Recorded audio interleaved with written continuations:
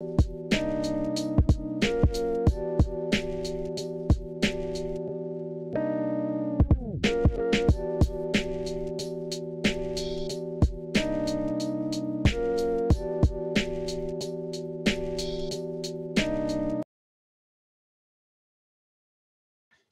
it going, everybody? This is Alex Caceres, and you're listening to Story of the Fight.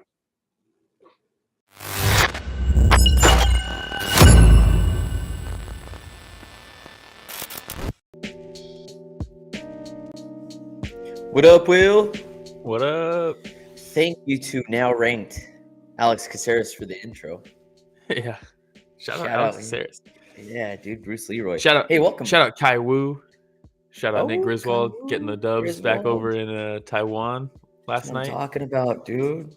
That's what I'm talking Good stuff. about. Hey, welcome everybody to Story of the Fight. This is the podcast where we talk all things mixed martial arts, UFC, One, Ryzen, sometimes boxing. Yeah. Sometimes life. Sometimes just life, Yeah, dude. Yeah, but hey, if you like our content, please like, subscribe, hit the notification bell. It goes a long way. And if you don't like watching, but you like listening, you have Spotify, Breaker, Podcast Radio, Public, Google Podcast, Anchor, right? Is Anchor? Anchor, yeah. Anchor, yeah, something like that. They're pretty much anywhere podcasts can be found. Anywhere you want to find us, you find us. Social media is at Story of the Fight on Instagram, Twitter, TikTok, Reddit, Twitch, everywhere. Just go to storyofthefight.com. It shows everything.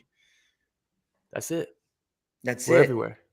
Yeah, and also timestamps. We're talking about the timestamps, right? If you're not watching this live and you want to hear about a specific fight, we got timestamps in the description. We don't have chapters anymore because YouTube has deemed our content too graphic somehow.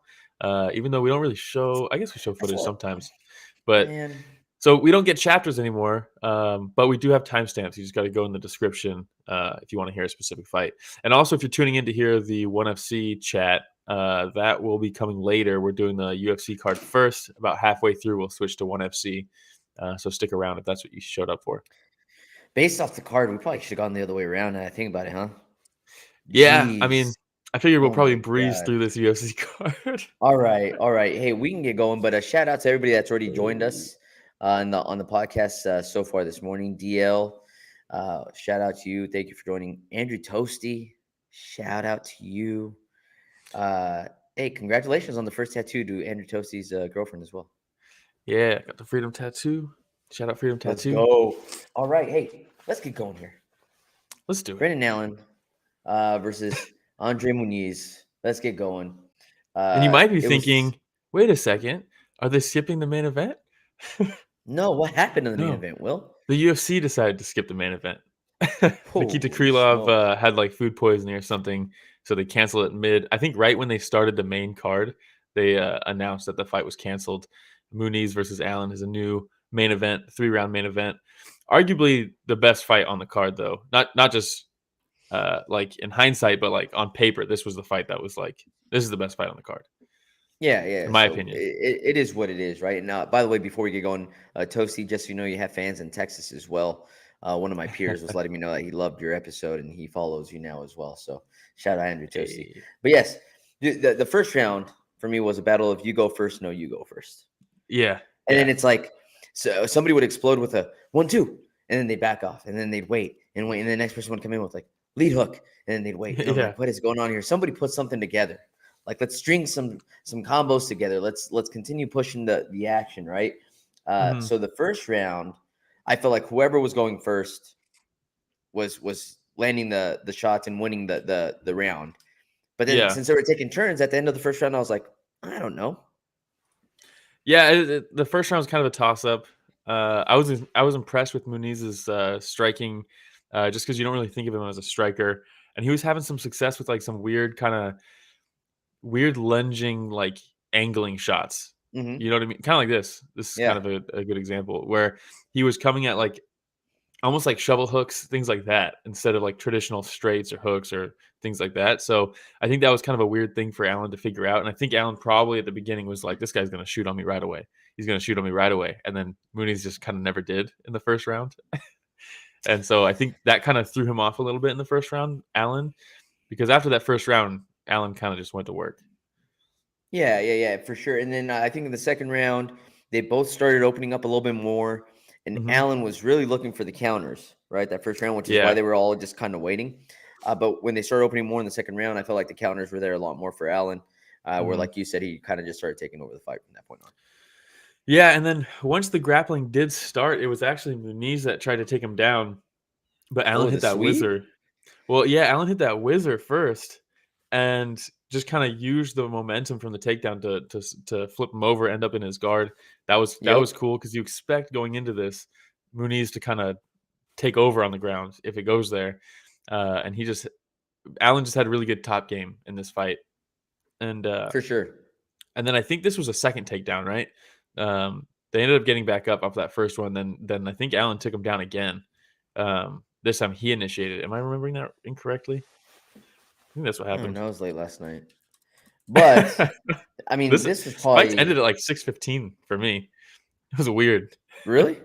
Yeah. I mean, they canceled like a bunch of fights and they started early. Well, I mean, I enjoy when they end earlier because it gives me an opportunity to go back. Like if I'm working all day, I get off later, or I have to catch any of the kids' sports. Like I get home now, I'm able to just fast forward through those 25 or 30-minute lapses between fights. It's just outrageous.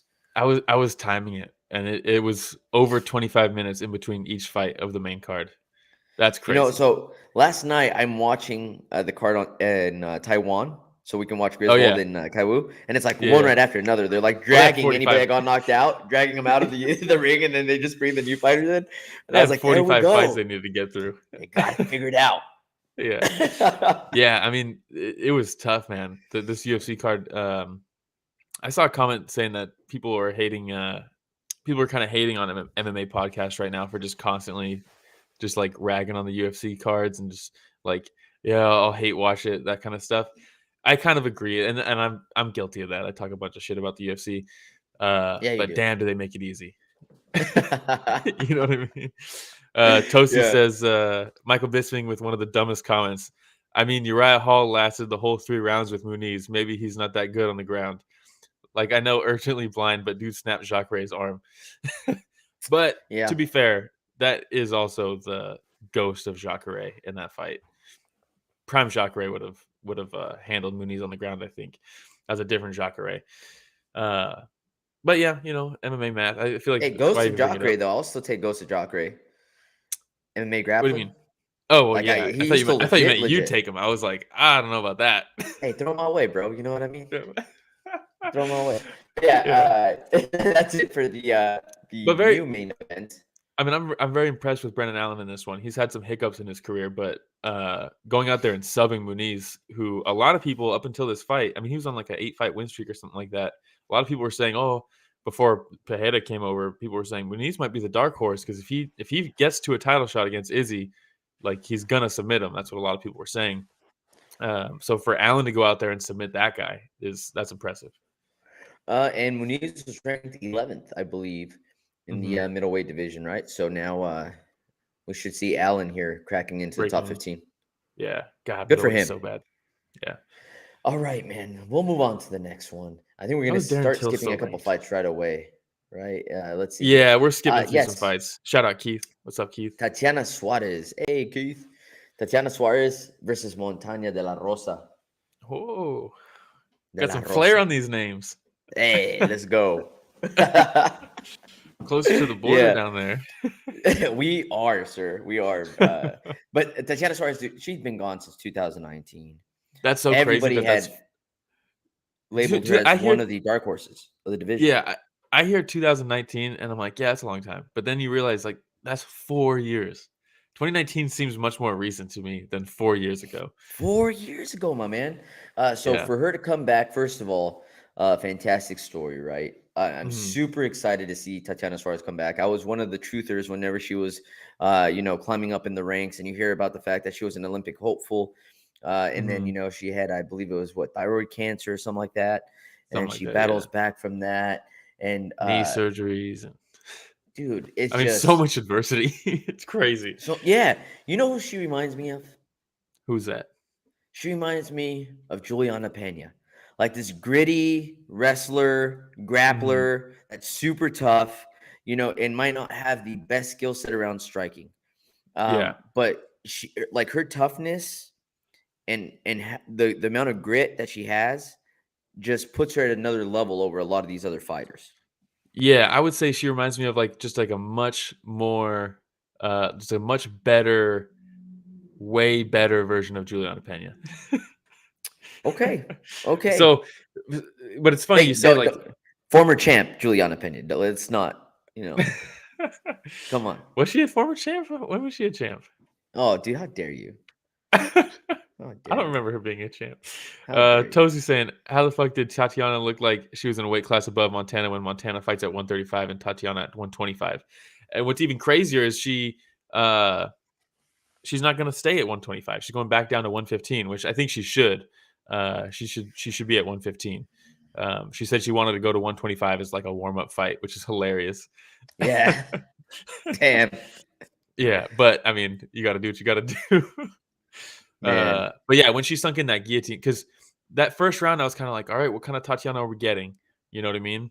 Like, is she going to be the same? Like, we've seen people come back from injuries, long layoffs, and just not be the shell of their former selves. But that first round, she was in control most of the time. Montana did a very good job of defending the takedowns in the first round. I was impressed with that, and that's when I was kind of like, okay, yeah, Tatiana should probably go back to 115 if she can. But even with that, after that, and was it the second round she got the guillotine in? I can't remember. I think it was the second round. That was deep, though. Second round. That was really she just set guillotine. it up. She set it up perfectly. They're in the clinch standing. She didn't. A lot of people jump guillotine on like a takedown attempt, but they were just in the clinch. She fished it, and she's like, "Oh, I got this." Jumps in, sure thing, gets the choke. Yeah, I'm excited to see her go back to 115, and because watching this, I was like, Valentina's going to be tough. She stays at this weight class, but then she said she's going to go back down. So I was like, that's perfect because I think she can still put things together. I'd like to see her striking. We didn't really get to see it in this fight, but what are you going to do? Yeah. If you don't need it, you don't need it. I thought De La Rosa did a really good job, like as Tatiana Suarez was trying to create this or like turn this into her fight, right? Because she kept on closing the distance, putting her head down, trying to clinch and get her up against the cage. And so in the second round, you had De La Rosa that started hitting those uppercuts as Tatiana was coming in, and she landed a couple of those shots. But then she started pushing forward as a way of saying, "You're not going to bully me." Yeah. And then Tatiana recognized that and used her momentum right away to just trip her with a hip toss, right? And she was like, "Oh, that's right." And then she's an Olympic caliber wrestler. She used that same entry to set up the guillotine. Montana went in for it, and then she was like, "I'll just take that neck this time instead of hit the trip." Toasty says, "Anyone notice how the 30 on the gloves fall off almost every time?" Yeah, I don't know who they got. I've been talking about that since they started it. Just the worst. Just the worst. You'd think the UFC would have better quality shit, but I was actually gonna make a joke. There's a picture later on in this card for the first fight of the card where Alves just had nothing on his gloves the whole fight. He started the fight without the 30 that it had already fallen off. And it's like, oh, cool. For the 30-year throwback there, they're going back to the all black gloves. Toasty beat me to it. Shout out Keith saying 1FC has really become popular. Can't wait for the US launch. And yeah, we'll talk about the 1FC card once we get through these UFC fights. Keith also says, I think some people prefer watching F1 than 1FC Friday Night Prime. Not sure why, but the 1FC talent is incredible.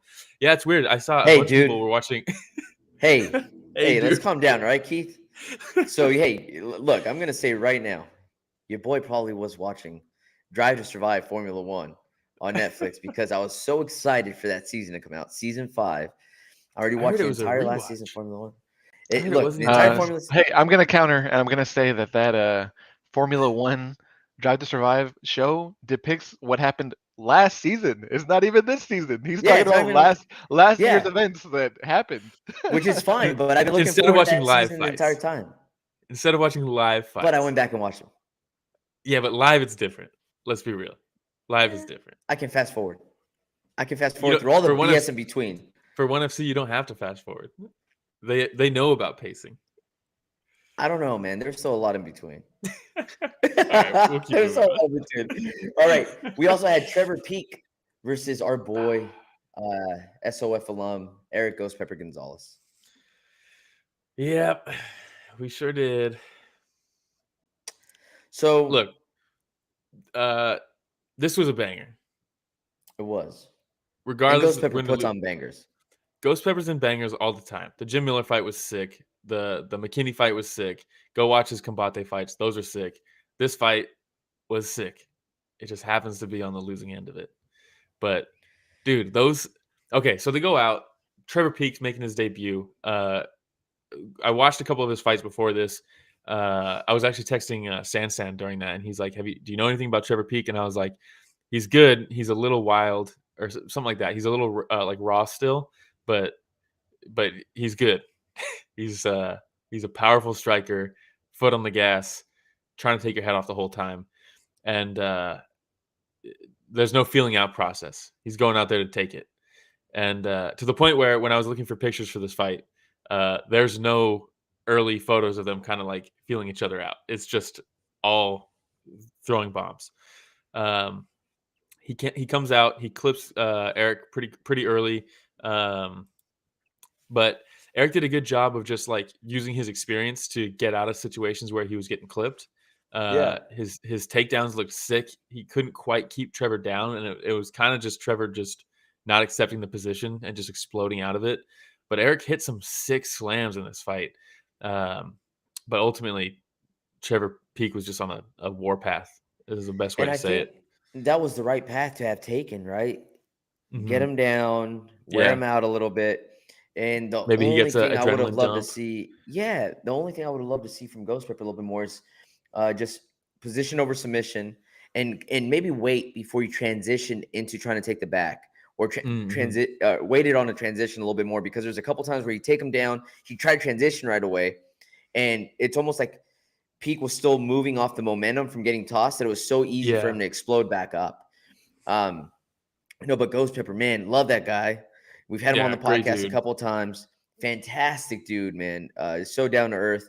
Living his dream, fighting the UFC, and he's been on the rough end here a couple of times. But if you go back to Combate and watch his other fights, he's in bangers every time, fight. Man. Every single one of his fights is super exciting. And one of the best things about him is that when he gets punched, he needs to get it back. Yeah. One of his biggest opportunities is that when he gets punched, he needs to get it back. It's one of those things where I love seeing it, but I'm like, oh man, sometimes it's just better to kind of just regroup. Yeah. But he's just one of those fighters, man. He gets punched. He's red. Yeah. Yeah. Tosi says Peek was definitely tiring out. That next round would have looked a lot different. I agree. And it's like, man, what did he get the finish? He got the finish at like 4:59, right? Literally 1 second left. He got the finish 1 second left. Maybe when my boy folded down on his leg, maybe that's it. Maybe that's when. Maybe or maybe after the first time that he got punched while he was folded down on that one knee, or maybe even the second time. Yeah, he probably didn't need those like 2 or 3 follow-up shots at the end. But hey, what are you gonna do? It's the game. I mean, it was a wild fight. He got clipped a couple times and kept coming back, so it's like it's hard to say. I'm so biased because in anybody else, I'd have been like, he put his hand up to defend himself. Maybe the ref thought, it's Erick, it's Ghost Pepper. We know this guy. We've talked to this guy. We've chopped it up with him. I'm like, don't let him get hurt. Damn you, ref. Oh man, it's so weird, man. It's such a change when you like get to know somebody and you watch them fight, and it's like, all of a sudden it's like, don't give him a chance to be a warrior. Like, exactly. Hey, but shout out to Erick Ghost Pepper Gonzalez. We love you, man. Yeah. Keep your head up, which he always comes out in great spirits. That's the thing I love about Ghost Pepper.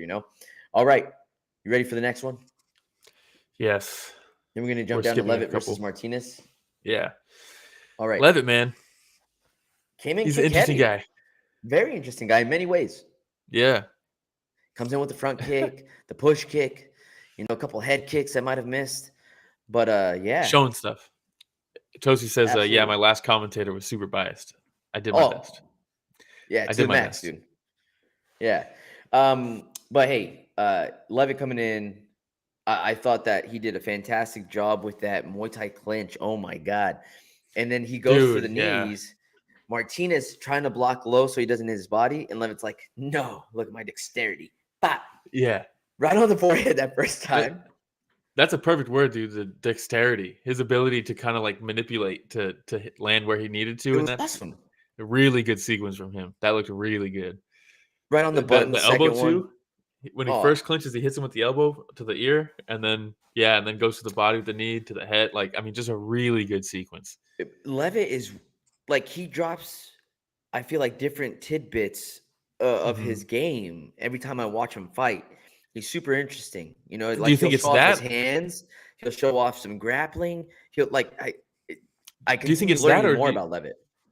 do you think it's that, or is that he learning more and he's getting better with each fight, and he's being able to showcase more things because he's unlocking new things in between each fight? You know what I mean? Like, Yeah. I don't know if this work was there. If we watched his UFC debut, did he debut against Wyman? Was that his first fight when he slam KO'd him? I don't think I don't he know. had these things in his arsenal at that point. So, and he didn't need to show it, right? But maybe we're just watching the evolution of Leavitt. Then is what you're saying. I think so, because I mean, dude, he even said it in the post-fight interview. He's like, "That's the first time I ever rocked anybody. Like that was fucking awesome." Like, you know, like he was stoked. He had a that really good post-fight interview, by the way. Yeah, he's like, "I just bought a house. I just bought a car. I'm being completely financially responsible. Don't take any advice from me." But he's going off, and I'm like, "Where's this going?" But I absolutely love the post-fight, the press conference, I should say. Look at this picture. I'm a fan, man. I'm a fan. Oh, I know dude, I know he's got some haters, but I'll watch every I'm a single huge one fan of of his fights. Leavitt too, man. He seems like a great guy. Hey, we should reach out to him, see if we can get him on the podcast. I'm down. That'd be fun. That'd be fun. I'm always maybe down. maybe Rich is already reaching out to him in the background. Maybe. All right, we can move on to the next one here. Who was it? Alves versus. Aliev, we're gonna skip. Ode Osborne versus Charles Johnson was really good, but we're skipping it just for the sake of time. Yes. Well, I wouldn't say it's really good. It was a fun fight. But Aliev, is it Aliev or Aliev? Aliev, I think, is like the medicine. Aliev, I think, is. Aliev? Nurullo. Okay, we'll go with that. We're just like, I don't remember, to be honest. But I do remember the bite. Yes. You want to cover that? Yeah. It's been a while since we've seen a bite in the UFC. And people are saying that Alves was fish hooking him. I don't think he was fish hooking him. I see people saying, "Oh, on the replay, it's clear he was fish hooking him." I think he was like this, which is totally fine. He's covering his mouth, trying to pull his head up like this. I don't think he fish hooked him. I think he had his fingers on his mouth, and Aliev was like, "I'm gonna take one of those." Or I don't know, because Aliev also looked I haven't seen any post-fight interviews where he talked about the bite. And maybe it was one of those things where he didn't necessarily bite down, but a finger went in and it got pressed up against the mouth because he's battling for head position. And that's why there was a mark. I don't know. It seems weird. Like, it seems weird that you would bite somebody intentionally. It's just so weird. Yeah. I mean, I don't know, man. They showed the footage, they showed the replay a couple times, and I was like, I don't really see anything. But the person that was in there that was taking a look at the pinky, which was Smith, right?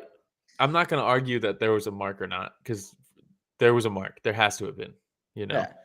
Yeah. But what I'm saying is, was there head position and a finger slipped in because it's grueling, you're pushing on it, and there's a mark on the finger just from getting like pushed into the mouth up against the tooth, you know what I mean? And he's grinding. Yeah. Or did he actually say in his mind, I'm going to bite this finger and take a bite?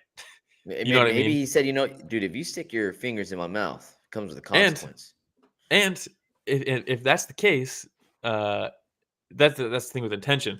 Biting someone's finger, intentionally choosing to bite someone's finger shouldn't have been there. You're not supposed to put your fingers in the mouth. So that foul can only exist if Alves put his finger in his mouth. Or it was here and Aliev said, I'm going to take a bite. Yeah. So it's hard to say. It's hard to take a point. You have to take a point, but it's hard. It's difficult, especially in that position where the replay really doesn't show. Vander Holyfield looking at that like, man, these guys are a bunch of pansies. Yeah. Tosi says, I wrestled with someone in high school who would bite and scratch all the time. Dang, that sucks, dude. Here's the picture I was going to make the joke about, though, with the throwback to the Blink gloves. Oh, nice, dude. Yeah, sick joke, huh? Oh my god. All right. Well, I think that's all but yeah, he going looked. to cover, right? Aliev looked impressive for how young he was. I'm excited to see him. He was good on the mic after. I'm excited to see his next fight. I'd like to see him a little bit more urgent to get a finish, but it's also his debut, so you can't ask for too much. Yeah. Fun fight, though. Alves, I know Alves kept on going for that guillotine. The couple times that it looked like it was really close. He almost had it one time. But I think that because of how much he loves that guillotine, there's a couple times where he maybe could have had a little more urgency to get up, and instead he was like, yeah, accepting dude, the position. Yeah, and he cracked him with that knee. That was a solid knee that he landed on the takedown. That was nasty. He just ate it and was like, "I'll just take you down again." It's crazy. Hey, that's what they do, man. That's All right. what they do. Now we're gonna do the moment of silence and the yeah, let's do that. Now. Yeah. So we don't have pictures of that, Rich. My bad. My power was out until like 40 minutes before this started, so I didn't have time to do that. Moment of silence. Let's see. Cowan versus Perez. That got canceled. Cowan got ill, which is why they pushed the start from 1 o'clock to 1:30. Ode Osborne was originally supposed to fight Bondar. Bondar withdrew. So Charles Johnson steps in. Close fight, but Ode still got it. Jasvidicius was supposed to fight Courtney Casey. Casey withdrew. So we didn't talk about that fight, but Fernandez came in. Jasvidicius looked very good in that fight. Ghost Pepper was originally supposed to fight Darius Flowers. Pete comes in, gets the win. Bummer. Let's see. Andre Fili was supposed to fight Lucas Almeida. Fili had an eye injury. That sucks. That this card kind of needed that fight, I think. That's kind of all that matters. Performance of the night. Dana got in good spirits on this one for some reason. Kind of weird when he picks and chooses to do this, but on this card, he's like, let's pay everybody. Yeah, no fight of the night, which kind of tells you what you need to know about the card. But Allen got a bonus for submitting Muniz. Suarez got a bonus for submitting De La Rosa. Malik got a bonus for his, I think he got an arm triangle choke. That was a decent fight. Pete got a bonus, obviously, for his Warpath. Leavitt got a bonus for his first ever. He says it's his first ever knockout, even though he technically knocked out Matt Wyman with the slam. He doesn't count it. And then Selecki got a bonus for choking out Deaton, which is actually a decent fight too. So yeah, everybody who got a finish got a bonus, which how it should be. Good. All right. Oh yeah, I forgot to say moment of silence. Krylov versus Span, the main event that got canceled. Oh yeah. Let's not forget about that one, huh? Yeah, this is the most important one. All right. Now we're gonna cover Formula One. Is it? Oh wait, no. Formula One FC. Formula One FC. It's a new combo. Oh, look at the screen change. Shout out Rich in the back. Dude, just on and ready to go. The moment we've all been waiting for, though, to talk about the card that mattered this weekend. Hey. All right. So which ones are we starting off with here? Is it Yeah. So we'll start with the main event. We got Andrade versus Lineker, which is the rematch. Start with the main event. Okay. If you guys haven't seen the first fight, I believe it's on YouTube. It was a fucking war. It ended with the gnarliest stoppage I've ever seen, which was Andrade landing a knee like this because he lands knees a lot. Straight to the cup of Lineker. That shattered the cup. And they had to throw the cup out and cancel the fight. So it was a no contest. So they're like, we got to book this again. I don't know if you saw the face-off, but they're doing the face-off like for the press and stuff. And Andrade pulls out a cup Lineker and gives it to Lineker. It looked like Lineker was walking up, covering his nuts too as he was walking forward. It was so funny. It was awesome. And then so the fight happens. Lineker says he brought the steel cup this time, which for sure just wear the steel cup always. But the fight delivered. God damn. Once again, I knew going into this, like, there's no way after the first fight that this is going to be boring. And the first round of this fight was insane. Both these guys just hurting each other. Andrade with this step-in knee up the middle to the body, to the face. It's a perfect weapon against someone like Lineker because he's so much shorter. But man, Lineker just throwing bombs the whole fight. He's just throwing bombs that normally flatline people, but Andrade is just taking them. Lineker, watching this, I'm like, dude, you forget just how powerful and how good Lineker is because he's out of the UFC. Maybe you don't watch him as often. I know you do. But for other MMA fans that might not be tuning into ONE FC and they're watching Formula One instead, they might forget, and dude, he's such an angry little man. Like you see him going around the ring, and he throws so much behind all his shots. He cracked Andrade a couple times, and Andrade just no-selling it too, just taking bombs dude, and the just chin. It's crazy. Dude, some of those shots, I was like, how is he still standing? So a couple things. Lineker's first round, extremely dangerous. Yeah. Then after that, I feel like we unlocked a new legendary character in the first half, Lineker. Oh, yeah. It's like that first half of any new round, he's still super explosive. And then like after that, he just gets picked apart, man. Yeah. Andrade did such a good job leading in with that jab. You mentioned mixing in the knees to the body. But I felt like from the second round on, the second half of every one of those rounds, it was just Andrade picking him apart with some shots, man. Yeah. And it was just beautiful to see, man. Look, I mean, there's another solid shot. Look at that. Well, it was perfect, too, because Andrade, he started throwing just straight punches. Just straight punches and the knee up the middle. That's literally the only weapons he needed in this fight.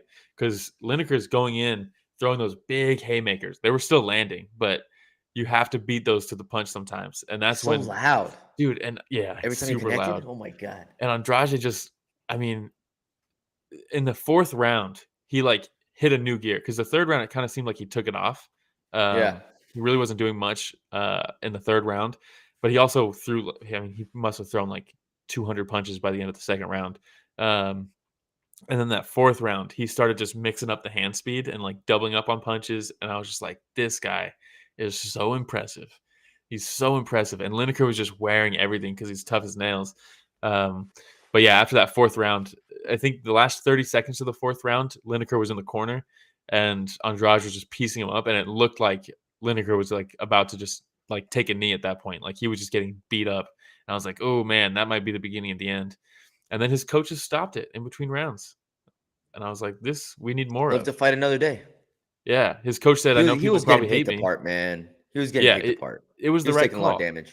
Yeah. His eye was completely swollen at that point. His coach put out a statement saying, like, look, I know people probably are mad at me for calling the fight, but both his eyes were swollen shut. And I'm not going to send him back out there. And good move. That's how it should be. Good move. That's how it should be. Yeah. People forget this is the first time Lineker has lost outside of the UFC. And people forget, even in the UFC, there's only 2 losses since he lost to Ali Bagotinov at flyweight in 2014, who was a title contender. And then ever since 2014, his only 2 losses up until this point were a decision loss to TJ and a split decision loss to Sandhagen. Like the guy's still very elite. Yeah, never heard of those. Bad losses. So Andrade should be on everybody's radar as a top talent in fighting. He's so good. He's so good. Fabricio de Andrade. Yes, fantastic. And then again, the shots, right? The confetti. Yeah, everything goes dark. Everywhere. The gold confetti starts coming down, and the drama. He's laying down crying, holds the belt. He's got confetti stuck to his face. Yeah, it was good stuff, dude. Just went through a war. I mean, he was getting cracked the entire fight. Dude, I mean, look last night. Like I said, I started watching the fights later. Yeah, right. Because I had so much going on during the day. I had to work all day, and then still had some more stuff going on after. So much Formula One on Friday.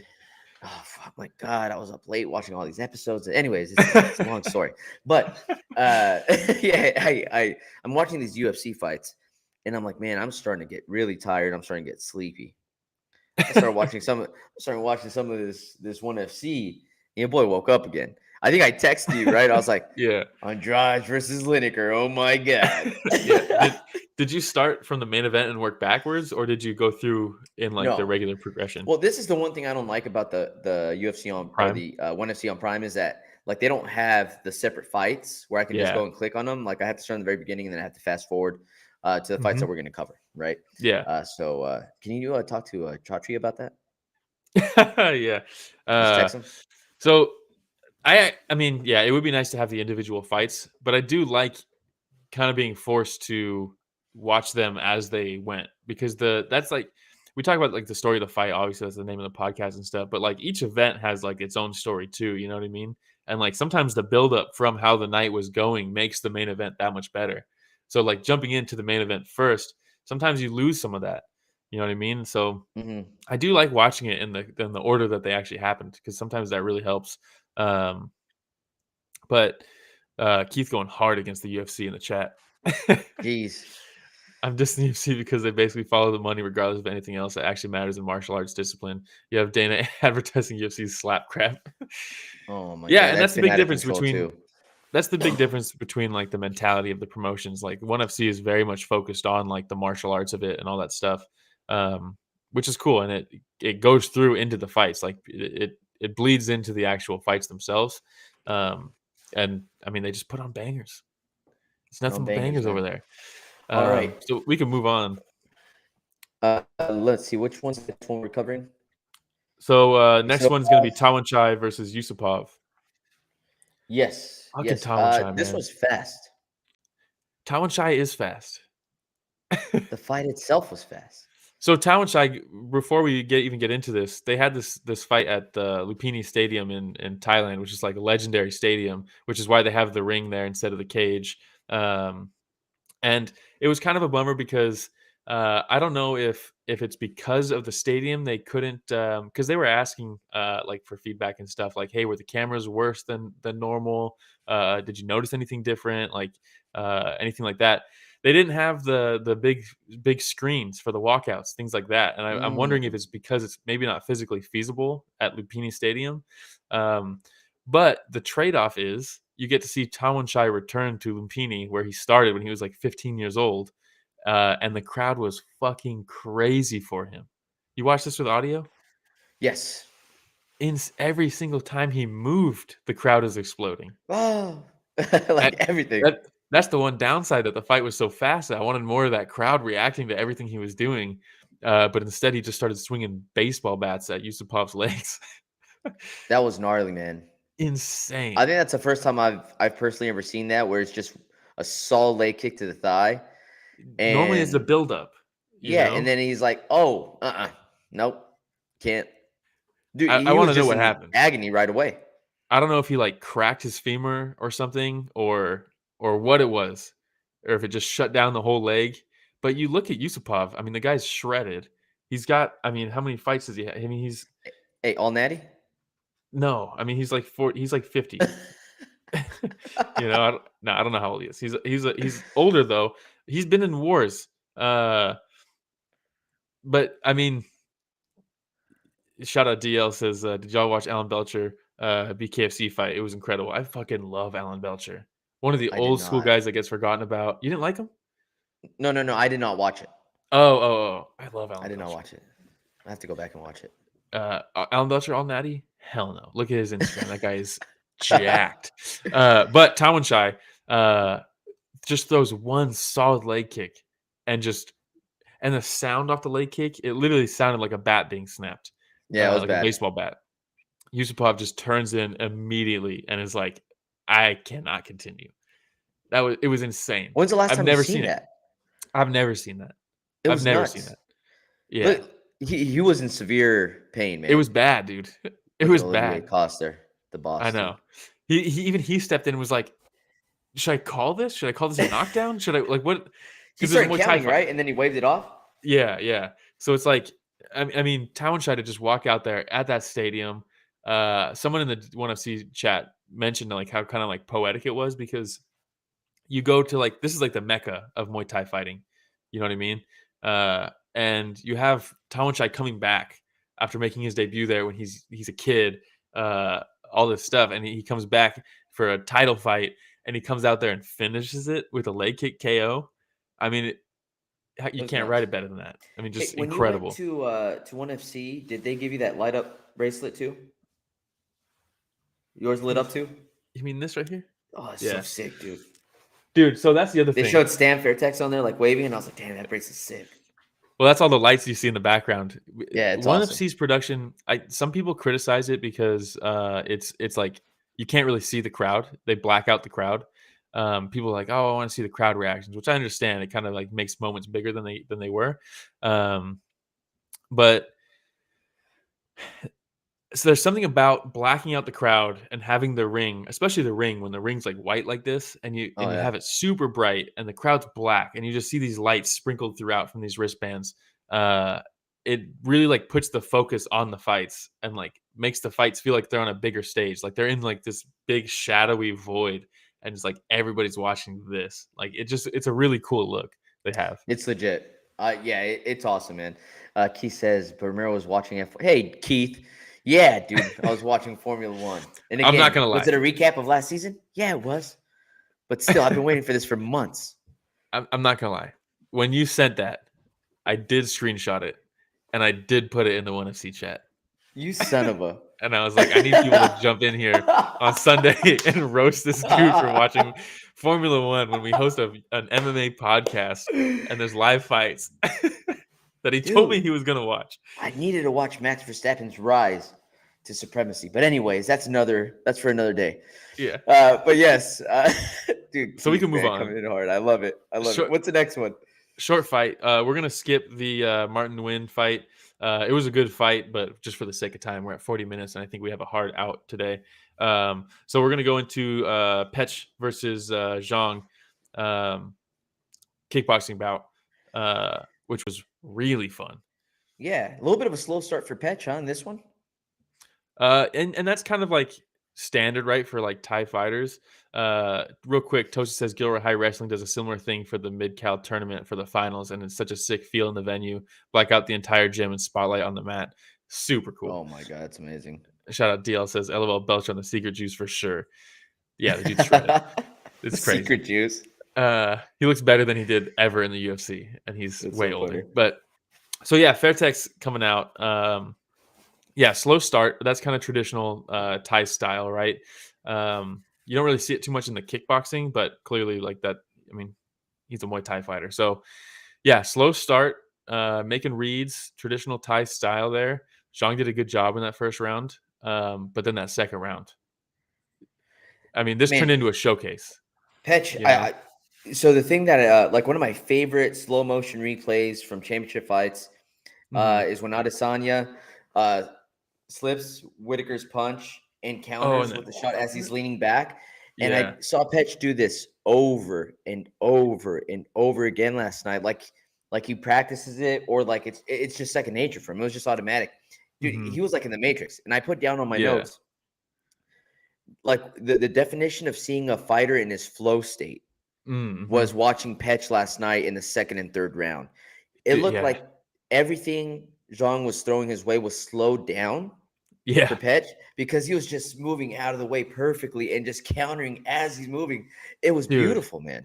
He would hit that check hook. It was art. I mean, it's the martial arts, you know. Dude, it was art for sure. Zhang blitzing in, Petch just hitting that check hook and exiting out that same angle, matadoring him. I mean, just really a flawless performance. And I said in the chat, like this turned into a showcase performance. You know, this was like, what can Petch do?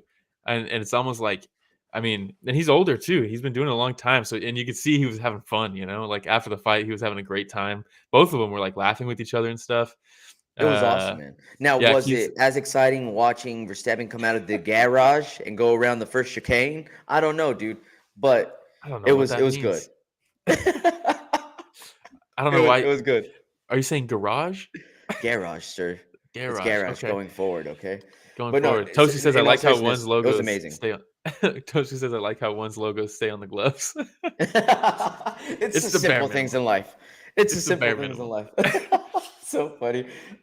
Dude, but the last thing I want to mention about Petch too, again, so much in the flow state that there was times where Zhang would blitz in with some combos, and just like a matador, dude, like he would sidestep. Yeah. And he would just go right by him and he'd come in. Yeah. Oh my God. It was awesome. When I started watching this is when I really started to wake up again. My adrenaline started pumping again. And I was like, here we go. This is what I needed to wake up. Yeah. It was good really stuff, good. Man. And look at Zhang in this picture. Just got announced that he lost. I mean, how cool, like the mindset. He's having a good time. He was cracking up. He was like laughing with them, and like they're just having a good time. Just put on a banger in front of in a historic stadium. I mean, just what a performance. That's what they're there for, you know? What a performance. All right. Which one are we covering next? Yeah, so we'll move on to the next one. Saputra versus Kingad. Yes. Kingad. Okay. Man. Long layoff too. How old is that guy? Kingad? Yeah. Or Saputra? Saputra. He looks like he's pretty Saputra's old. 31. Not that old. And both of them look extremely ripped. Yeah, I mean, it's 1FC. Let's go. Let's go. But Kingad, I think, when was his last fight? It's been a while since I've seen him. 2021. So it's been a while. He had a long layoff. Came back, straight up leveled up his grappling. He's a striker before this fight. He looked incredible on the mats in this fight. Dude, the notes I have on him is he made some transitions look extremely effortless. Yeah. Really good grappling from him. A spinning back elbow. Oh my creative. God. Yes. Yeah. Yes. But Saputra, again, dude looks pretty old. I was trying to look up to see how old is he? He's 31. Oh, he's probably just has a lot of miles on him, huh? Got a lot of miles, yeah. I've been fighting since he was like 11 or something. That's how it goes over there, But Jeez. Yeah, Kingad coming back after the long layoff and just looking like, not only did he not miss a beat, he looked better than he ever has. I mean, he looked so good in this fight. And I was noticing, the thing that I really noticed is that you can tell there's certain fighters who are very good at striking, certain fighters that are very good at like grappling, or they're just good in specific areas. Like, oh, this person really excels against the fence, or you know what I mean? But yeah, man, Kingad just, everywhere the fight took place, he looked so good. And I noticed, like, you can really tell a complete fighter when in weird transitions they're still scoring. You know what I mean? Like, you have like the awareness in every position to just, even if it's just optics based, you're showing the judges like something. So when you in the third round, I think it was, he was on Saputra's back, and Saputra kind of went forward, right? Didn't do a quite suicide roll, but leaned forward.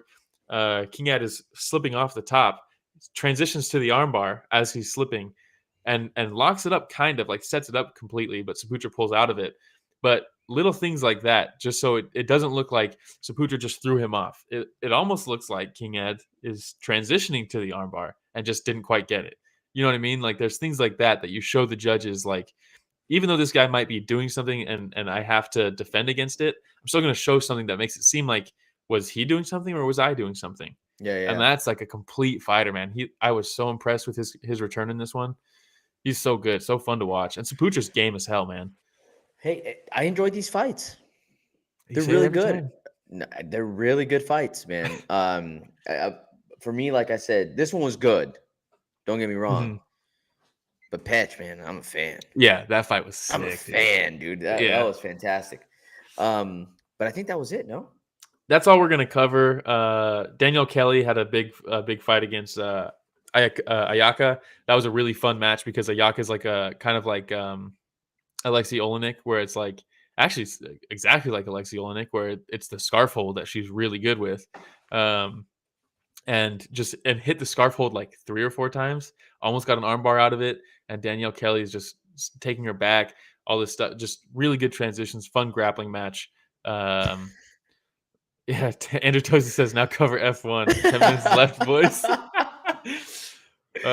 Man. But yeah, it was a Red Bull year, Toasty. It was a Red Bull year. I'll say that for sure. You know what that means, man? Red Bull's a drink. What do you mean it's a Red Bull year? Don't even know what that means.